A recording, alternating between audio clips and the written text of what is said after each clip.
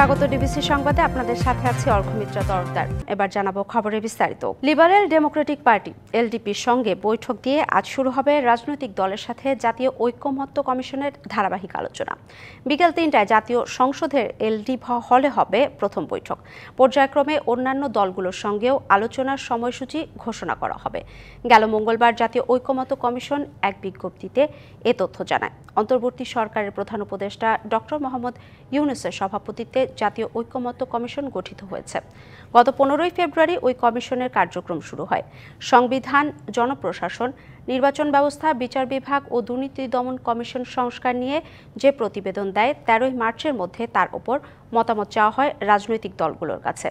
38টির মধ্যে এ পর্যন্ত মতামত দিয়েছে 15টি রাজনৈতিক দল।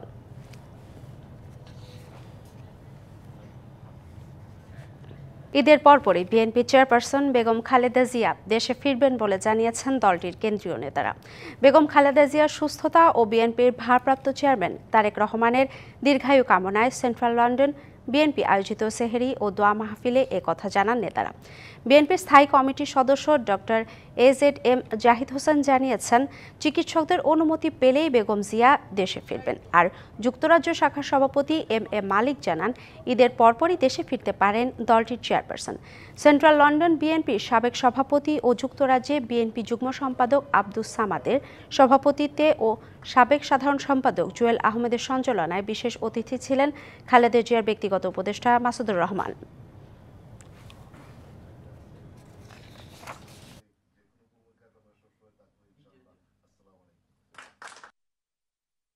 উনি ঈদের পরেই বাংলাদেশে যাবেন। আমাদের নেত্রীর জন্য আমরা আন্দোলন করে যে আমরা ওনাকে চিকিৎসার জন্য দেশে বাইরে নিয়ে আসতে পেরেছি এবং একসাথে আমরা ইনশাল্লাহ আমরা ঈদ করবো আপনারা সবাইকে নিয়ে। মানসিকভাবে উনি অত্যন্ত যে কোনো সময়ের তুলনায় অনেক বেশি স্টেবল আছেন। আশা করছি যে হয়তো চিকিৎসকদের অনুমতি পেলেই আমরা খুব সহসাই বাংলাদেশে ওনার ফেরত যাওয়ার ব্যাপারে উনি নিজেও আগ্রহী।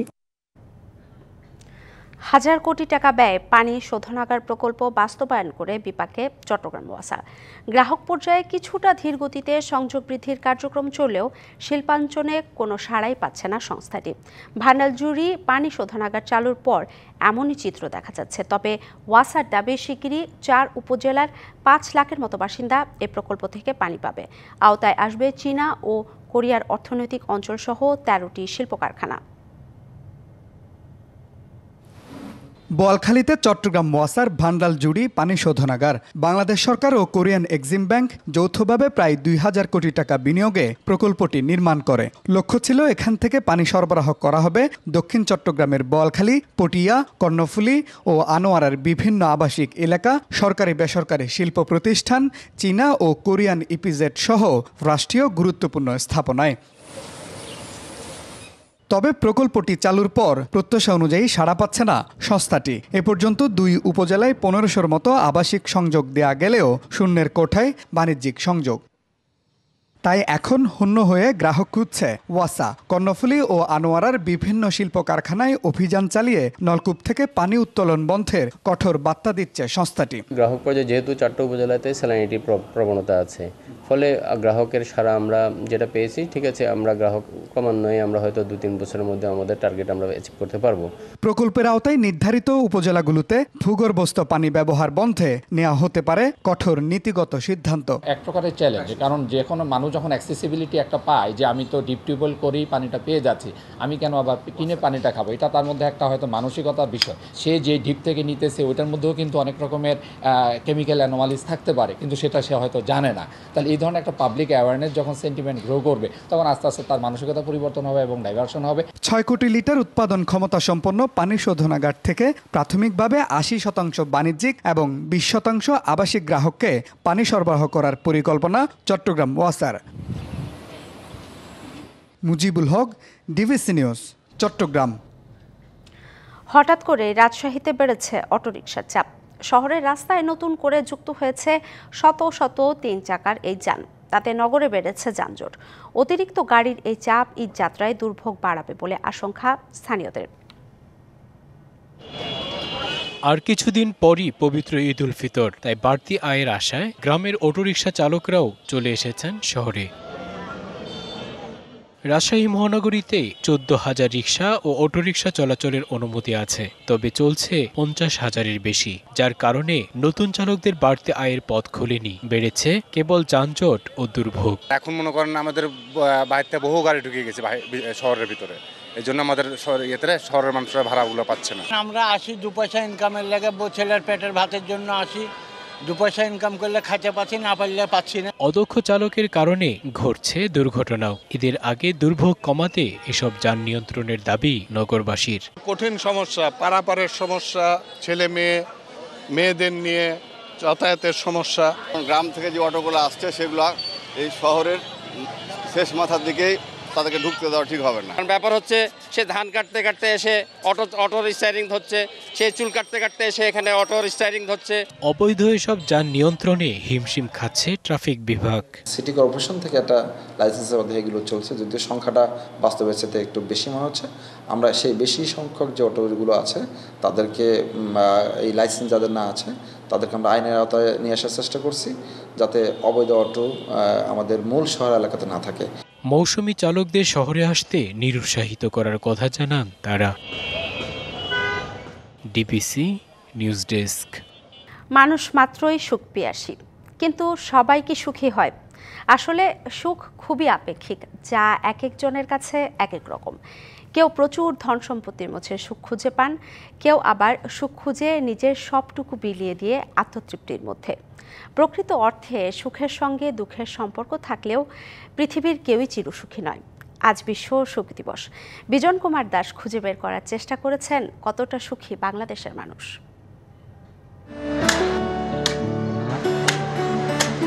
কোঠারের ছন্দময় শব্দের তালে দিন ভর চলে ঘাম ছড়ানো এমন শ্রম। সচ্ছলতা অধরা হলেও এক চিলতে হাসিতেই যেন ভাসে সুখের রং। করে সব কাজ করি করে বাসায় যাই, পরে নাই নাতে নাই ধরে এগুলোই হলো আঙ্গর সুখ আনন্দ। সারাদিন পরিশ্রম করে রাখছি, বাসায় যাবো, একসঙ্গে ভাত না খাইলেও মনে করে ওটা শান্তি। সুখের অসুখ বলেও একটি কথা আছে, যারা ধন সম্পদ আর বিত্ত বৈভবকেই বিবেচনা করে সুখ, তবে এর মাঝেও আছে ব্যতিক্রম। আমি অফিস থেকে বাসা পর্যন্ত যাওয়ার বাইরে যে পরিস্থিতি, সেটা নিয়ে আমি একটু ভীতি বা আমার মধ্যে একটা কষ্ট কাজ করে। এটা ছাড়া যদি আমি একদম নিতান্তই নিজস্ব কথা বলি তাহলে আমি খুশি। অসীম আকাশ আর মুক্ত বাতাসে কেউ করে সুখের সন্ধান, আবার খোলা জায়গায় গলা ছেড়ে গান গাওয়ার স্বাধীনতায় সুখ পায় কেউ। খোলা জায়গা আছে, গলা ছেড়ে গান করতে পারি, ভালো লাগে। মানুষ নেচারের কাছে গেলে শান্তি পায়, এবং কাঠবিড়ালি আছে, কুকুর আছে, বিড়াল আছে, এদের কাছে তো আসলে কোনো স্বার্থ নাই, তাই অনেক সুখ পাওয়া যায়। সবাই তো সুখী হতে চায়। যাদের স্বামী স্ত্রী সন্তান সংসার বা সমাজ বলতে কিছুই নেই, তাদের কাছে সুখের অনুভব কেমন? যখন আমি বাবা মা ফ্যামিলি ছেড়ে যখন হিজরাতের মধ্যে আসি, তখন আমার এই জীবনে আসলে সুখী। এখানে আমাকে দুঃখ দেওয়ার মতো কেউ নেই, ওই দুঃখটাকেও আমি সুখ হিসেবেই মেনে নিয়েছি।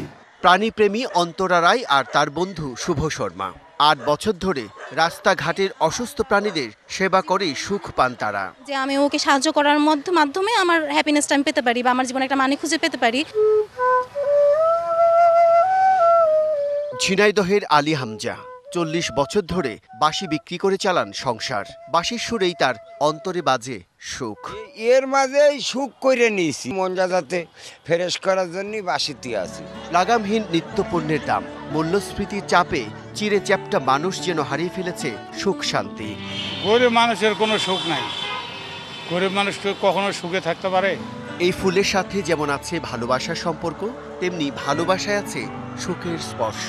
যে সময়টা এখন প্রতিবাহিত হচ্ছে, আসলে এই সময়টা সুখে থাকা খুবই কষ্টের, তাও চেষ্টা করছি সুখে থাকার জন্য। সুখ জিনিসটা এক একজনের কাছে আসলে এক এক রকম। কি বলছেন যারা অল্পতে সন্তুষ্ট তারা বেশ সুখী, আবার বলছেন যারা সততা এবং নিষ্ঠার সাথে কাজ করেন তারাও নাকি অনেক সুখী হয়। কিন্তু সুখের সংজ্ঞা এক একজনের কাছে এক এক রকম হলেও এটা চিরন্তন সত্য যে সবাই কিন্তু সুখী হতে চায়। Bijan Kumar Das, DBC news, Dhaka. কালোবাজারি সিন্ডিকেটের দৌরাত্ম্য সহ নানা কারণে প্রত্যাশিত মূল্য না পায় উত্তরাঞ্চলে চা বাগান কমেছে প্রায় 1000 একর, যার প্রভাব পড়েছে উৎপাদনে। সবশেষ মৌসুমের সমতলে চায়ের উৎপাদন কমেছে 35,57,000 কেজি। দ্রুত সব সমস্যার সমাধান করে নতুন মৌসুমে কাঁচা চা পাতার দাম নির্ধারণের দাবি চাষিদের। কারখানার মালিক চা চাষিদের সমন্বয়ে সংকট উত্তরণের আশা চা বোর্ড ও জেলা প্রশাসনের। সিলেট ও পার্বত্য চট্টগ্রামের পর দেশের তৃতীয় বৃহত্তম চা অঞ্চল হিসেবে পরিচিত উত্তরের 5 জেলা পঞ্চগড়, ঠাকুরগাঁও, দিনাজপুর, নীলফামারী ও লালমনিরহাট উৎপাদনের দিক থেকে এবারও টানা চতুর্থবারের মতো দ্বিতীয় অবস্থানে। কিন্তু সমতলে 2023 সালের তুলনায় সদ্য শেষ হওয়া মৌসুমে কমেছে চা উৎপাদন। 2024 সালে উৎপাদন হয় 1,43,90,000 কেজি, যা আগের মৌসুমের চেয়ে 35,57,000 কেজি কম। আর প্রায় 2% কমে এবার জাতীয় উৎপাদনে যোগ হয়েছে 15.47%। উৎপাদন কমার জন্য কাঁচাপাতার কম দাম, মূল্য কর্তন, কারখানায় দালালের দৌরাত্ম্য ও কালোবাজারে বিক্রি সহ বিভিন্ন কারণকে দুষছেন চাষিরা। এরপরও নতুন মৌসুম ঘিরে স্বপ্ন বুনছেন তারা। গত বছর আপনার খরা ছিল অনেক বেশি, আর এবার যদিও খরাটা কম, ওয়েদার ভালো আছে, কিন্তু লাল মাকড়ের আক্রমণটাও কম, পাতারও মান ভালো। চায়ের কালোবাজারি যদি বন্ধ হয়, এটা হয় আমরাও শুনি দেখি, কিন্তু যদি বন্ধ হয় সেক্ষেত্রে হয়তোবা আমাদের আরও ভালো হবে। সরকার আমাদের দিয়ে একটু দৃষ্টি রাখে যে আমাদেরকে যদি কিছু ভাড়া দেয় এবং পার্সেন্টেজ কাটতেছে, পার্সেন্টেজ যদি না কাটে, এটা আমাদের জন্য একটু লাভবান হবে। অতিরিক্ত খরা ও কাঁচা চা পাতার দাম না পেয়ে পরিচর্যায় আগ্রহ হারান চাষিরা। কেটে ফেলা হয়েছে কিছু বাগানের গাছ, যার প্রভাব পড়েছে উৎপাদনে। এছাড়া কর্তন সহ নানা কারণে পাওয়া যায়নি উৎপাদিত চায়ের সঠিক হিসাব। কারখানা পর্যায়ে উচ্চ হারে ডিডাকশন ছিল, কারখানাগুলোতে সরবরাহকারী কিংবা দালালদের দৌরাত্ম্য ছিল, স্লিপ বাণিজ্য ছিল, যার ফলে কৃষকেরা অনেকে অসন্তুষ্ট ছিল। অসন্তুষ্টির ফলে ওরা চা আবাদির আশানুরূপ পরিচর্যা করেনি। চাষিদের অভিযোগ থাকলেও জেলা প্রশাসন বলছে অধিকাংশ সমস্যার প্রায় সমাধান হয়েছে। কাঁচা পাতার নতুন মূল্য নির্ধারণের বিষয়টিও দেখা হবে। এই বছর চা পাতার দাম নতুনভাবে নির্ধারণ করে দেওয়ার জন্য আমি চা বোর্ডের যারা কর্মকর্তা আছেন পঞ্চগড়, তাদের সাথে আলাপ করেছি। তাদেরকে বাজার যাচাই করার জন্য বলেছি। চা পাতার মূল্য নির্ধারণের জন্য আমরা একটি সভায় মিলিত হব, সেখানে উভয় পক্ষের সাথে আলোচনা করে আমরা তো একটা সিদ্ধান্তে আসতে পারবো। এক বছরের ব্যবধানে প্রায় 1000 একর কমে উত্তরাঞ্চলে 11,526.87 একর জমিতে চা চাষ হচ্ছে। DBC news desk. ঈদের খুব বেশি দিন বাকি নেই। প্রিয়জনের জন্য পছন্দের কেনাকাটায় যে যার সাধ্য অনুযায়ী ছুটে চলেছেন রাজধানীর শপিং মল থেকে ফুটপাতের দোকানগুলোতে। তুলনামূলক কম দামে পছন্দের পোশাক, জুতা, প্রসাধনী সহ অন্যান্য পণ্য কিনতে ফুটপাত ও খোলা জায়গায় বসানো অস্থায়ী দোকানগুলোতে ভিড় করছেন নিম্ন আয়ের মানুষ। নিম্ন আয়ের মানুষের ঈদ কেনাকাটায় স্বস্তির জায়গা ফুটপাতের দোকানগুলো। কাঠের চৌকিতে পাঞ্জাবি, শার্ট, প্যান্ট, বাচ্চাদের জামা সহ নানা ধরনের জিনিসের পসরা নিয়ে বসেছেন ব্যবসায়ীরা।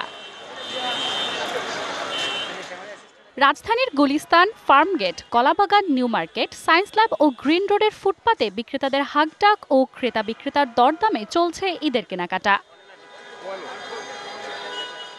পছন্দের পোশাক কিনতে পেরে উচ্ছ্বসিত সবাই। মধ্যবিত্তদের জন্য ফুটপাতে মার্কেট করা অনেক সাশ্রয়ী হয়। গরিবের আবার ঈদের শপিং হয়, নর্মালে যা বাজেট তাদের তো হয় না। এখানে দামটা রিজনেবল প্রায়, অনেক শপিং মল থেকে অনেক হালকা দামে পাওয়া যায়। ফুটপাতে একটা জিনিস 200-300 টাকা করে কম পাই, তো এটা একটা মধ্যবিত্ত ফ্যামিলির জন্য খুবই বড় একটা জিনিস। দোকান এবং ফুটপাতে প্রাইস সিমিলার প্রোডাক্টই পাওয়া যায়, কিন্তু দোকান থেকে ফুটপাতে রিজনেবল প্রাইসে পাওয়া যাওয়ার জন্য আমি এখান থেকে মূলত ক্রয় করা। তবে গত বছরের তুলনায় এবার বেচাকেনা তুলনামূলক কম বলছেন বিক্রেতারা। আমাদের দোকান ভরা মাল আছে, মনে করেন কাস্টমার নাই। 500, 600, 700, হ্যাঁ সর্বনিম্ন 300 টাকা দামের কেনা আছে। গত বছরে এরকম প্রথম বেচা বিক্রি হরে ভালো হয়েছে, আশা তো রাখি ভালো ইনশাআল্লাহ আল্লাহর কাছে, বাকিটা বলতে পারেন। Manjuma Afroz Nilima, DBC news, Dhaka. আসন্ন পবিত্র ঈদুল ফিতরকে সামনে রেখে পর্তুগালের লিসবনে অনুষ্ঠিত হয়ে গেল প্রবাসী নারী উদ্যোক্তাদের ঈদ মেলা। রোমার লিটন তারকিসের হল রুমে হয় একদিনের এই মেলা।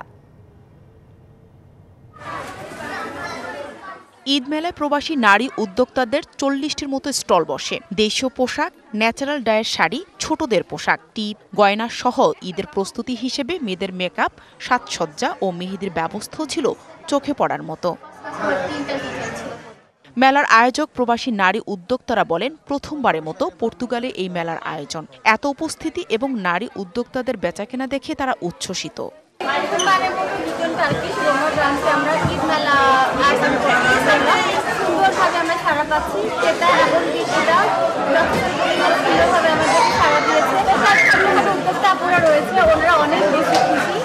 সদ্য পর্তুগালে আসা প্রবাসীরা জানান, প্রবাসের মাটিতে এমন মেলা দেশের ঈদের কেনাকাটার মতো একটি আমেজ অনুভব করেন।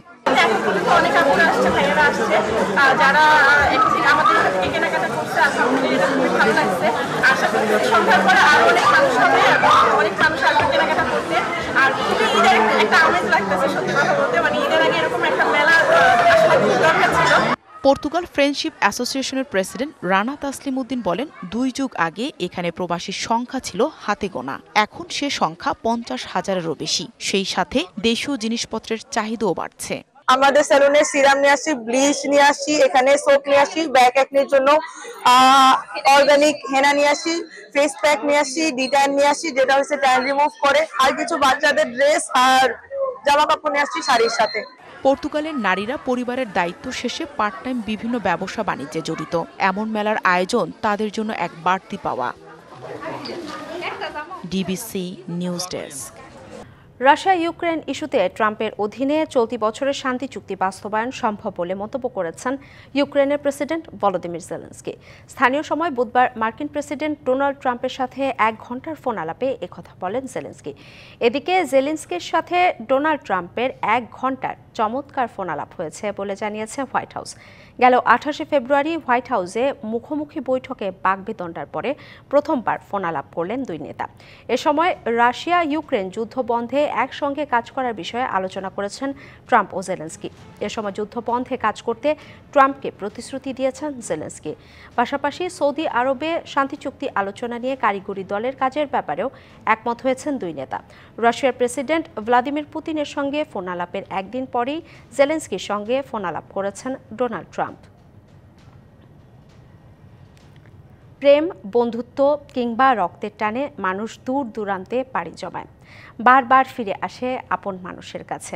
মানুষে মানুষে এমন পুনর্মিলন নতুন কিছু নয়, তবে মানুষের টানে পশু পাখি বছরের পর বছর ধরে ফিরে আসে এমন ঘটনা খুবই কম শোনা যায়। এমনই বিরল এক ঘটনার সাক্ষী তুরস্কের বুরসা প্রদেশ।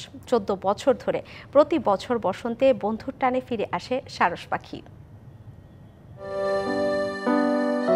তুরস্কের উত্তর পশ্চিমে বুরসা প্রদেশের কারাকাব এলাকা। স্থানীয় মৎস্যজীবী আদেম ইলমাজ মাছ খাওয়াচ্ছেন এক সারসকে। খুব সাধারণ মনে হলেও ঘটনাটি বেশ চমকপ্রদ। টানা 13 বছর ধরে প্রতি বসন্তে এস্কি কারাগাছ গ্রামে ফিরে আসে পরিযায়ী সারস পাখি ইয়ারেন।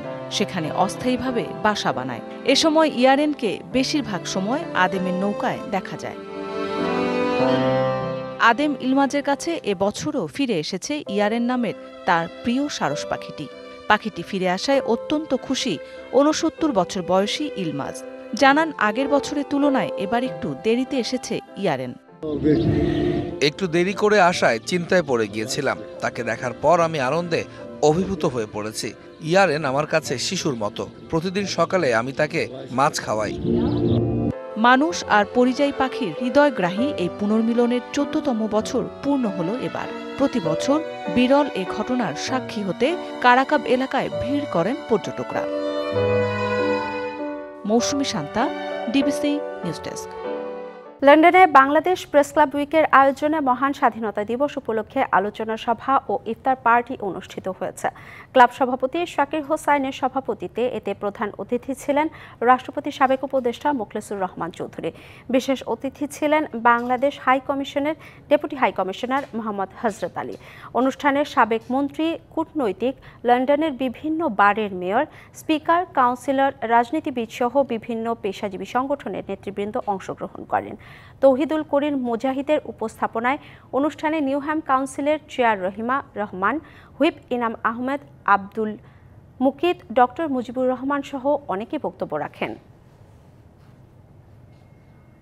ডিবিসি সংবাদে এই ছিল এখনকার মতো। ডিবিসি নিউজের সংবাদগুলো পড়তে ভিজিট করুন ডিবিসি নিউজ.tv আর ভিজিট করুন ডিবিসির ফেসবুক পেজ এবং ইউটিউব চ্যানেল। ডিবিসির সঙ্গেই থাকুন।